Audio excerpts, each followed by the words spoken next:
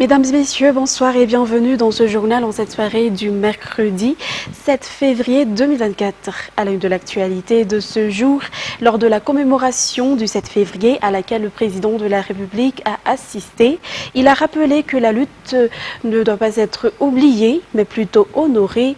Aujourd'hui marque le 15e anniversaire du mouvement populaire, laissant derrière lui des martyrs et un héritage de lutte contre la démocratie, selon le président de la République. Ainsi, ce dernier exhorte tout un chacun à participer au développement du pays pour faire preuve de patriotisme. Judicael Radjeniri, sous les images de Andou Radjebe. Nous regardons le passé, mais nous regardons aussi l'avenir, a déclaré le président de la République, Andrzej. La lutte ne doit pas être oubliée, mais plutôt honorée, et le chemin vers la démocratie persiste, a-t-il poursuivi lors de la commémoration du 7 février. Une cérémonie de dépôt de gerbes de fleurs à la mémoire des victimes de la tuerie du 7 février 2009 s'est également tenue à Butirouitch. Ces personnes décédées lors de cette fusillade sont le symbole du patriotisme et c'est ce patriotisme que nous devons porter dans nos cœurs pour le développement du pays. Le président a lancé un appel à la solidarité, rappelant aux élus présents la nécessité de rester unis dans la lutte pour une cause juste. Cette lutte n'est pas arrivée sans raison, et on ne devrait pas diviser, nous tenons sur la solidarité, a-t-il souligné. Par ailleurs, durant son allocution, le président de la République Andrzej a également dénoncé l'usage meurtrier des armes à des fins politiques, en déclarant que s'il y a une chose qu'on ne voudrait plus voir, c'est l'usage des armes pour tuer des personnes qui ne partagent pas les mêmes avis que soi. Page faits divers pour continuer. Les communes situées le long de la rivière Sisson se sont préparées à la montée des eaux en raison des menaces d'inondation survenues la nuit dernière. Pour la commune de Soave, district d'Atsimjan, il existe déjà un comité spécial mis en place au sein des Foucontagnes pour surveiller le niveau de l'eau. D'autre part, il existe également des infrastructures établies par le gouvernement, telles que des digues pour protéger les communes et les zones environnantes des inondations, selon toujours les informations. Les détails avec Nader Akoutmaouf et Nzar Hadjiansou.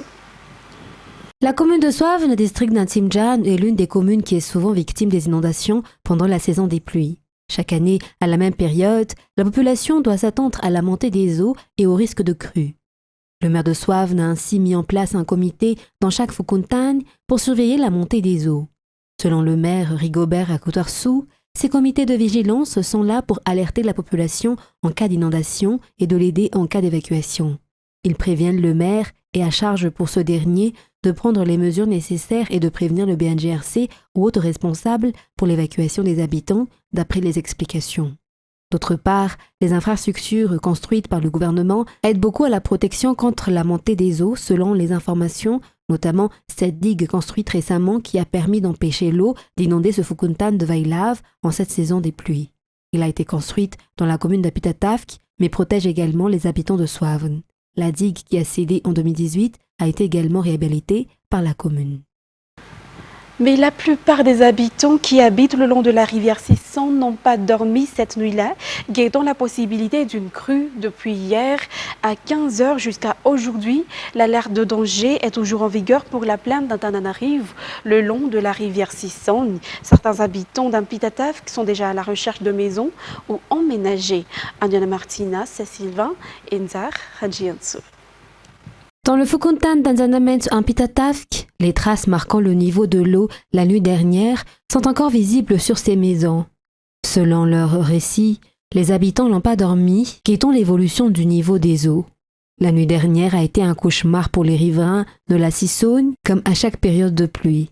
Néanmoins, ils ont différentes manières d'y faire face et certains même déménagent en attendant des jours meilleurs.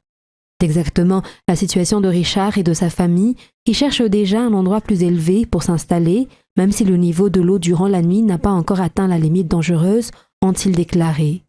La montée des eaux est toujours synonyme d'insomnie et de cauchemar pour eux. Cela a commencé hier à 3 h du matin, lorsque l'alerte concernant la plaine d'Antananarivo, le long de la rivière Sissogne, a été annoncée. Cette alerte a été maintenue jusqu'au soir, même si le niveau de l'eau a déjà baissé. Quoi qu'il en soit, la vigilance reste de mise pour tous ceux qui habitent le long de la rivière Sissogne. Ensuite, le secteur de l'eau, de l'assainissement et de l'hygiène est un secteur incontournable de la lutte contre le changement climatique. Au niveau national, il existe la politique nationale de lutte contre le changement climatique, ou PNLCC, et le plan national d'adaptation qui permettent d'établir ensemble la stratégie pour faire face au changement climatique.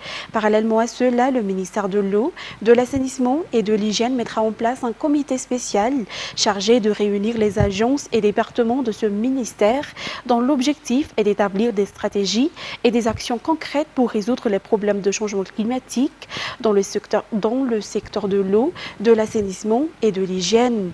Un atelier s'est tenu aujourd'hui à Ivanj pour rassembler tous les acteurs susceptibles de former ce comité.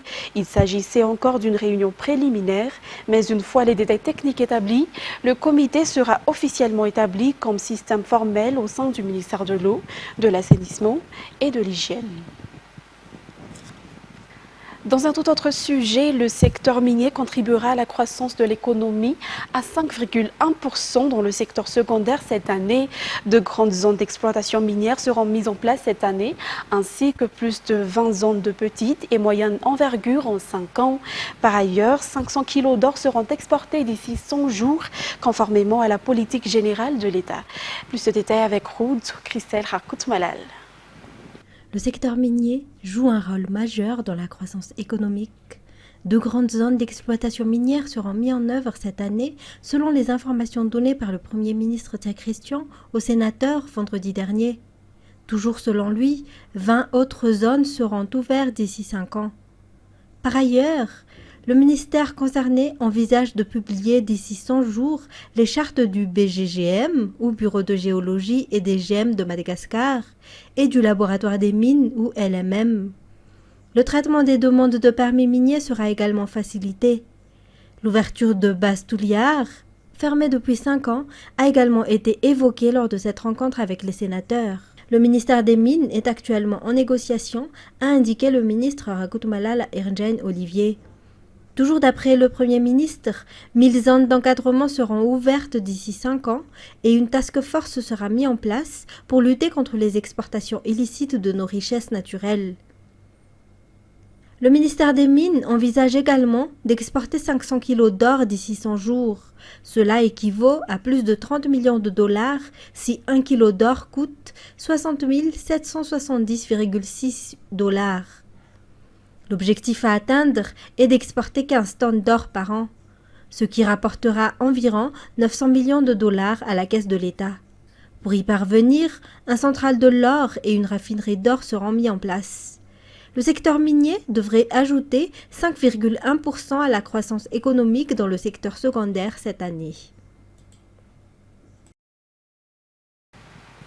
Ensuite, l'exportation des produits artisanaux sera facilitée. Une attention particulière sera également apportée aux artisans, notamment pour l'accès aux matières premières. Outre les difficultés pour se procurer les matières premières et leurs coûts élevés auxquels sont confrontés la plupart des artisans, l'exportation des produits artisanaux est également un de leurs problèmes majeurs. Par conséquent, une attention particulière sera accordée à la résolution de ces problèmes, a déclaré le ministre de tutelle, afin que l'artisanat et le secteur touristique malagasy puissent prospérer. Aujourd'hui, le ministre du Tourisme et de l'Artisanat est allé rencontrer les artisans d'Amboutch-Manzak pour discuter comment améliorer ce secteur. L'objectif de cette visite était également d'appréhender les différentes étapes des chaînes de valeur de la production artisanale malagasy. De la culture des matières premières à l'exportation des produits, cette visite a souligné l'importance de sécuriser les ressources, de valoriser le savoir-faire malagasy et de promouvoir les divers métiers artisanaux.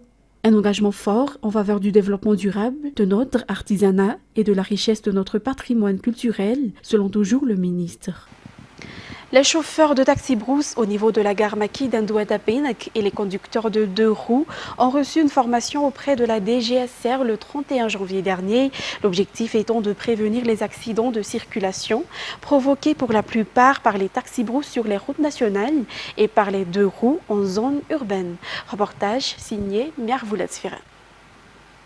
Selon les statistiques publiées par la DGSR, la Direction générale de la sécurité routière, 89% des accidents de circulation sont causés par l'imprudence des conducteurs de voitures et des 2 roues. Dans cette optique, la DGSR a dispensé une formation et une sensibilisation aux chauffeurs de taxi-brousse de la gare Maki d'Andouata-Peinek et des conducteurs de 2 roues. Il s'agissait des rappels pour prévenir les dangers qui peuvent survenir dans les rues. La formation pour les 2 roues s'est concentrée spécifiquement sur la bonne conduite que devrait avoir un conducteur. Et au cours de celle-ci, les conducteurs ont été sensibilisés sur l'importance du port de casque, des vêtements adéquats ou des équipements.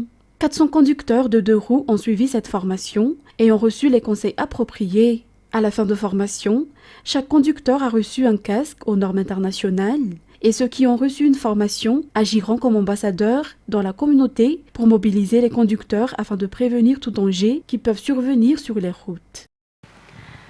Le projet d'extension de la couverture sociale pour les travailleurs non salariés sera mis en œuvre pour la première fois dans la région Vakna-Karaj. Ce projet s'inscrit dans le cadre de l'augmentation de l'accès au travail décent à Madagascar selon les informations. C'est la raison pour laquelle a eu lieu aujourd'hui un atelier sur la mise en œuvre du projet gouvernemental d'extension de la sécurité sociale organisé conjointement par la CNAPS et le ministère du Travail, de l'Emploi et de la Fonction public. Reportage sur les images de Antar Hadzandraville. Selon les informations, 93% de la population active à Madagascar ne bénéficie pas encore de la protection sociale. Seulement 800 000 travailleurs au sein des sociétés en bénéficient actuellement, ce qui est encore faible. L'objectif est d'augmenter le nombre de personnes qui en bénéficient en l'étendant aux travailleurs non salariés qui constituent la quasi-totalité des Malagasy. L'objectif est d'augmenter le nombre de ceux qui auront accès au travail décent et sortir la population de la pauvreté selon les explications. La région Vakna-Karaj sera la région pilote pour la mise en œuvre de ce projet, du fait que cette région compte de nombreux travailleurs œuvrant dans l'agriculture, l'élevage et la pêche sans revenu fixe. Une consultation aura lieu à Vakna-Karaj avant la réalisation du projet. Nous allons organiser une descente et un atelier dans la région Vakna-Karaj pour, comme je l'ai dit, récolter les informations nécessaires pour que nous puissions avancer dans cette extension. Et la feuille de route que le gouvernement a validée en décembre 2023 va retracer les principales étapes, notamment tout ce qui est volet santé aussi, parce que pour aujourd'hui, c'est vraiment le volet sécurité sociale, c'est-à-dire la pension de vieillesse ainsi que les allocations familiales. Mais la protection sociale est constituée aussi par le volet santé que nous allons bien sûr travailler avec le ministère de la Santé publique, notamment avec les centres de santé de base, mais aussi les assurances maladies à base communautaire et les mutuelles de santé qui existent déjà dans les différentes régions. Un atelier sur la mise en œuvre du projet gouvernemental d'extension de la sécurité sociale aux travailleurs non salariés a eu lieu ce jour au sein de la CNAPS. Cet projet qui entre dans le cadre de la mise en œuvre de la promotion du travail décent, qui est l'objectif du gouvernement selon toujours les informations. En ce qui concerne maintenant les actualités internationales destination Sénégal, la communauté économique des États de l'Afrique de l'Ouest a dit mardi encourager le Sénégal, pays membre, à rétablir urgemment la présidentielle initialement prévue le 25 février, mais reportée au 15 décembre sur fond de grave crise politique. France 24. À la une de tous les journaux, le report de l'élection présidentielle continue de secouer le Sénégal. Un coup d'État constitutionnel accuse l'opposition. Mais la majorité se défend. Certains juges du Conseil constitutionnel chargés de valider les candidatures auraient été corrompus. Travailler à ce qu'il y ait des élections libres, transparentes, démocratiques et inclusives, c'est travailler à sauver le Sénégal pour les générations futures. Parce qu'on ne devrait pas aller dans une élection où on sortirait avec des contestations à n'en plus finir pour dire qu'on a un président illégitime. Malgré la vague d'indignation partagée sur les réseaux sociaux, la protestation est restée limitée, notamment dans la capitale Dakar. Conséquence peut-être de la dispersion musclée de certains rassemblements dimanche et lundi. L'accès à l'information a également été restreint, avec notamment des coupures d'internet sur les téléphones ce week-end. Une situation inédite qui inquiète dans une démocratie longtemps considérée comme un modèle et comme la plus solide d'Afrique de l'Ouest. Le fait qu'une élection ait été reportée dans un pays comme le Sénégal, qui était autrefois considéré comme un modèle de stabilité démocratique, va certainement accélérer le déclin démocratique auquel nous avons assisté, en particulier en Afrique de l'Ouest. Mardi soir, la CEDEAO a fait part de sa préoccupation et appelé le Sénégal à rétablir d'urgence la date initiale de l'élection présidentielle, prévue le 25 février et aujourd'hui reportée au 15 décembre 2024. Aux États-Unis, une cour d'appel fédérale américaine a rejeté mardi la demande d'immunité pénale de Donald Trump, rouvrant la voie à son procès à Washington où il est accusé d'avoir tenté d'inverser illégalement les résultats de l'élection de 2020. Un revers pour l'ancien président qui fait la course en tête pour la présidentielle du 5 novembre prochain.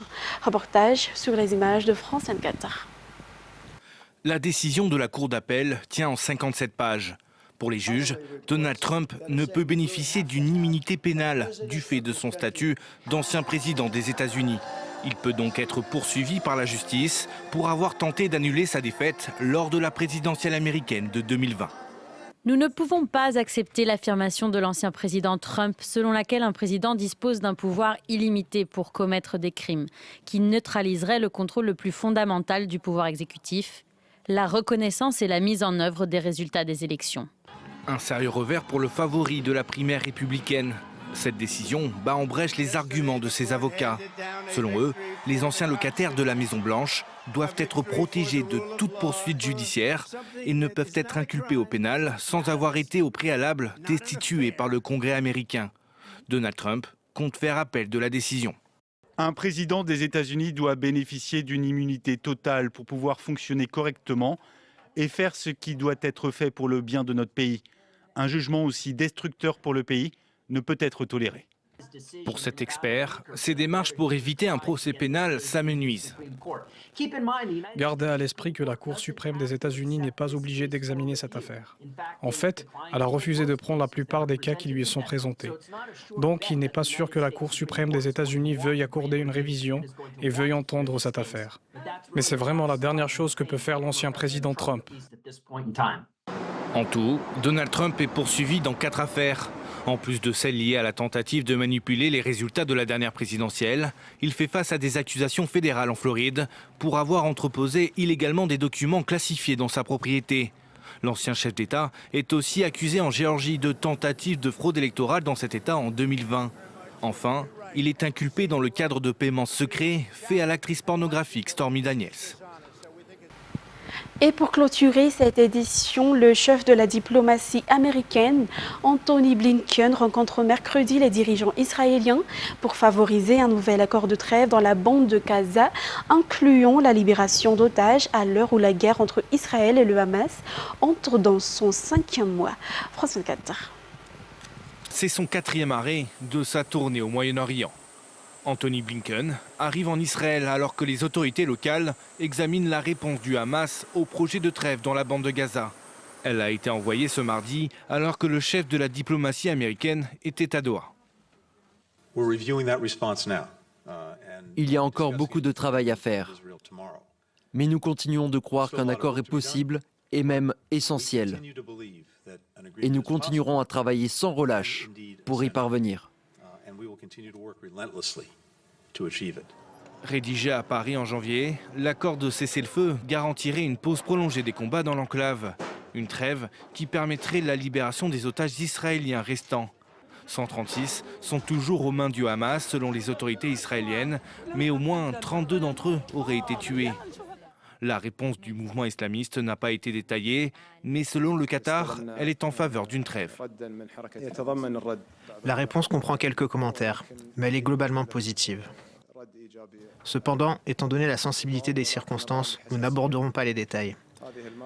Nous sommes optimistes et nous avons apporté la réponse à la partie israélienne. Jusqu'à présent, le seul cessez-le-feu a eu lieu en novembre. Une semaine durant laquelle 110 otages israéliens ont été échangés contre 240 détenus palestiniens enfermés dans les prisons israéliennes. Mesdames et messieurs, et c'est avec ce reportage que nous terminons cette édition d'aujourd'hui. Nous vous remercions de l'avoir suivi jusqu'à son terme. Je vous donne rendez-vous demain pour de nouvelles actualités. Au revoir à tous.